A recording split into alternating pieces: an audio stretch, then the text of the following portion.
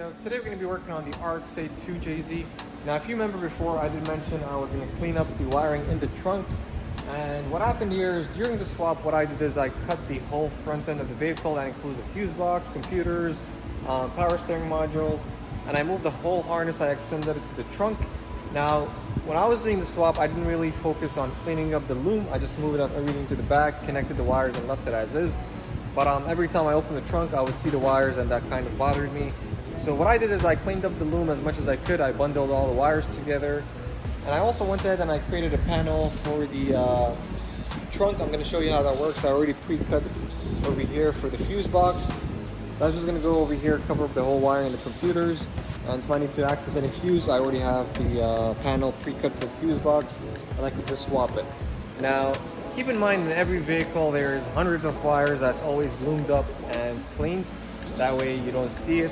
Just in our case, because we had to cut a lot of wires and move it to the back. It was messy in the beginning, but now I've tried to loom it up as much as I could. So what I want to talk about today is I'm going to show you how to remove your coolant light and your oil level on your cluster. Now, if you look down here on the cluster, I've already labeled the wires that I need to short. So here we have the second connector, that's 2E. Here we have the third connector or the fourth connector, that's 4.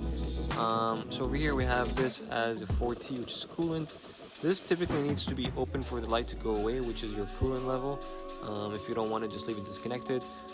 So the second connector on the fuse box, which is connector 2E, has the line for your oil pressure or the oil switch. Now on my cluster, I have it saying oil level low because really we're not working with the rotary engine anymore. So there is no oil in that engine. But what I'm going to do is, I'm going to short this wire, and that should remove my light from the cluster. And I just wanted to show you guys how to do that in case any of you do have a swap out there with a different vehicle, but you still have the stock ECU. You could easily just short that wire and you will be good to go and remove some lights off your cluster. So what I'm going to do right now is I already have the bracket created for the ECU holding it down. This is going straight down into the body of the vehicle. So that's already ground. What I'm going to do right now is put a connector on this wire and ground it here, and that should remove my oil light from the cluster. So the only other lights I have on my cluster is the check engine light. I still haven't worked around or put some time into removing the check engine light. I have the battery light on, traction, and I think that is pretty much it. Now the traction control, I do have a part that I have to try first before verifying that I could remove it. I did create a custom part that connects the Mazda throttle body to the 2J intake. I had to 3D design that part, but I do have it sitting here.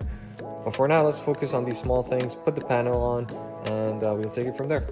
So I already have the wire cut here. I'm going to strip it off, put this little ground connector on it so I can put it with the bolt going to the ground or to the frame of the vehicle. I'm just going to strip it off here quick.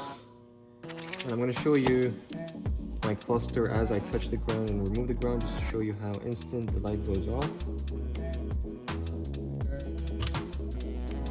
Okay, so there I have the wire crimped already. So before I put this through the bolt itself, I'm going to show you how the light goes off by just touching the ground. So I'm going to go ahead and start the vehicle now.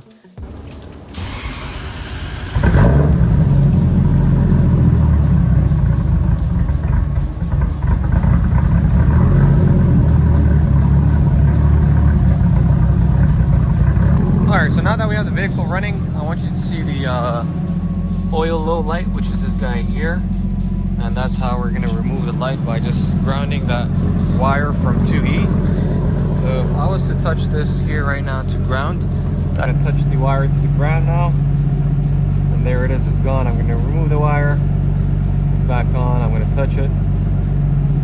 So that's all we have to do for the oil level light. I've already disconnected the coolant light.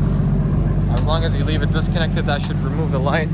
But everything else I'm going to try removing as well. So seat belts, whatever, airbag, I need to look into my airbag. Tractions, because of the throttle body from the RX8, we're not using that, but I do have a custom part that I've created. I just have to try it out and see if the theory works. I had to 3D print that part. This headlight leveling switch, I need to look into the wiring as well, or maybe the sensor is bad. So the only thing I really want to remove is the oil level and the battery. The battery I'm going to have to look into and see how I can remove that. So the coolant level light, which is above the oil, it's already removed right now because I have the sensor disconnected. So as long as it's disconnected, it should remove from the cluster. I just want to show you guys how to remove the low oil light, and that's pretty much it. So, okay, so what I'm gonna do right now is I'm gonna put the panel on.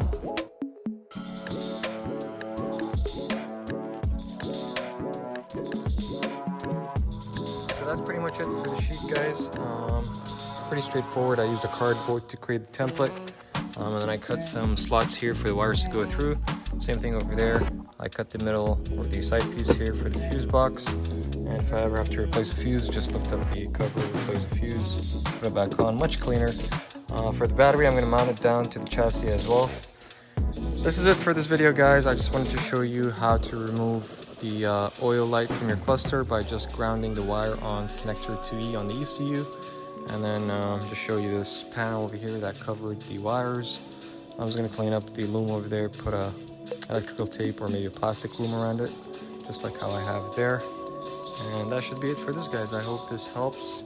And in case any of you guys have an RX8 swapped vehicle and need to remove some lights from your cluster, this might be helpful for you. Don't forget to hit the like, subscribe, and share button. I'll see you guys next time.